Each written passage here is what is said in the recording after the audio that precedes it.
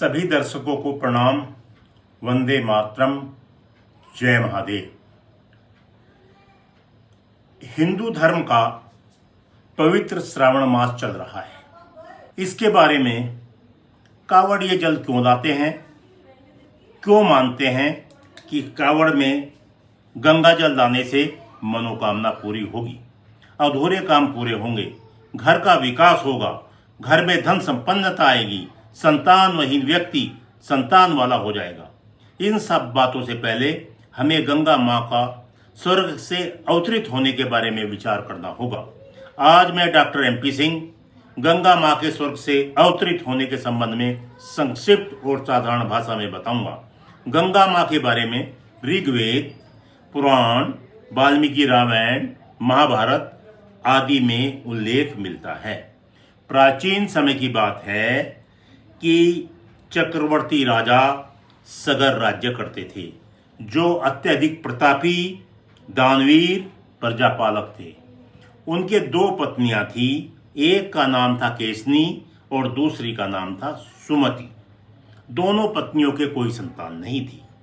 ऋषि मुनियों के कहने पर राजा सगर अपनी पत्नियों के साथ हिमालय पर पुत्र प्राप्ति के लिए तपस्या करने गए।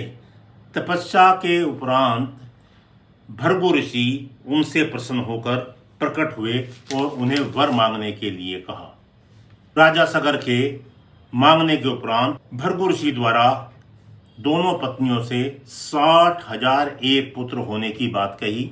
एक पत्नी से एक वंशधर और दूसरी पत्नी से 60,000 पुत्रों की प्राप्ति होगी।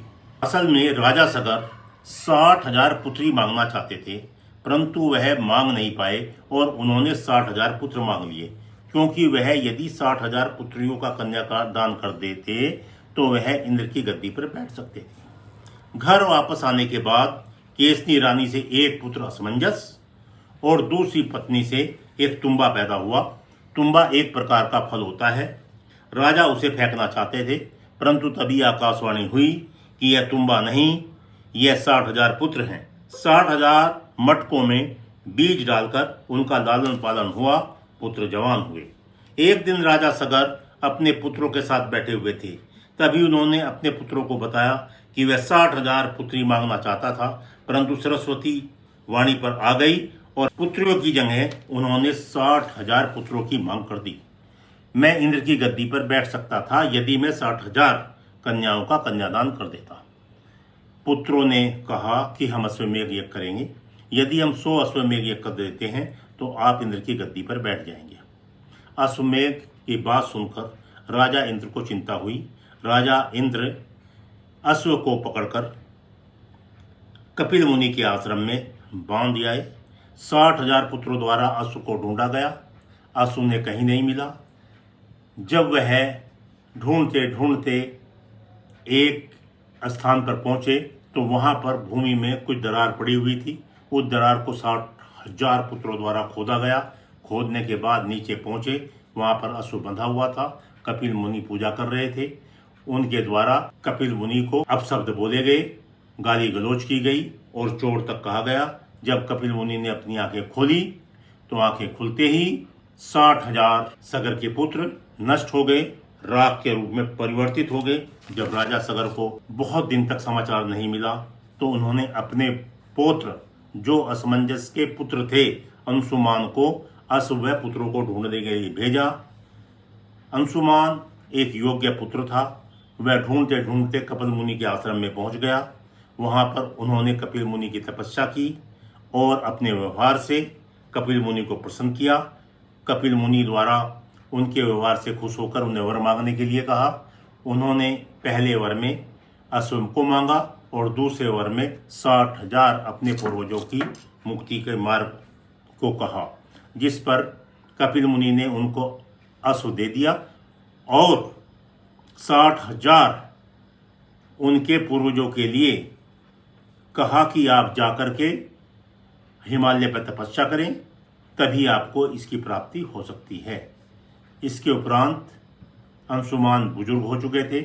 उन्होंने अपने पुत्र भगीरथ को बात बताई। भगीरथ सीधा हिमालय पर्वत गए। हिमालय पर्वत पूजा उपासना चालू कर दी। उपासना के उपरांत उनको भृगु ऋषि प्रकट हुए भृगु ऋषि के सामने उन्होंने अपनी दोनों समस्याएं रखी, जिस पर भृगु ऋषि ने कहा कि यदि स्वर्ग से गंगा माँ अवतरित हो जाती हैं तो आपके पूर्वजों का समाधान हो सकता है, वो स्वर्ग में जा सकते हैं, उनको मुक्ति मिल सकती है। आप गंगा माँ की उपासना करें। भगीरथ द्वारा गंगा माँ की उपासना की गई। गंगा माँ प्रकट हुई। गंगा माँ ने कहा वर मांगिए। उन्होंने कहा मैं अपने पूर्वजों की मुक्ति चाहता हूँ और मैं ये चाहता हूँ कि आप जो है स्वर्ग से पृथ्वी पर अवतरित हों। गंगा माँ उनकी बात मान गई, परंतु गंगा माँ ने कहा भगीरथ मैं तो पृथ्वी पर आ जाऊंगी, परंतु मेरे वेग को कोई नहीं रोक सकता, पूरी पृथ्वी नष्ट हो जाएगी। तो भगीरथ ने कहा माँ इसका क्या समाधान है? कि इसका समाधान ये है कि यदि शिव भगवान मेरे वेग को अपनी जटाओं पर धारण कर ले तो पृथ्वी बच सकती है। उनके द्वारा शिव भगवान की उपासना की गई। शिव भगवान प्रकट हुए। उन्होंने उनकी बात मान ली। मानने के उपरांत गंगा माँ को अपनी जटाओं पर शिव भगवान ने ले लिया और गंगा माँ को सीधा सीधा ले जाते गंगा सागर की तरफ ले आए। जहाँ गंगा सागर आज बना हुआ है वहीं पर उनके पुरखे थे और वह सब के सब उनको मुक्ति मिल गई, पवित्र हो गई। यह सुनकर कुछ लोग इसे कपोल कल्पित बात कहेंगे, परंतु मैं आज इन्हें बताना चाहता हूँ कि अभी भी साइंस उस स्थान पर नहीं पहुंची है। अभी भी टेस्ट ट्यूब बेबी पैदा हो रहे हैं। 1903 से पहले हम रामायण में आए पुष्पक विमान की बात झूठ मानते थे, परंतु आज हवाई जहाज उड़ रहे हैं। जो व्यक्ति आज भी गंगा से गंगा जल लाकर शिव भगवान पर अर्पित करता है उसकी सभी मनोकामना पूर्ण होती है। नमस्कार।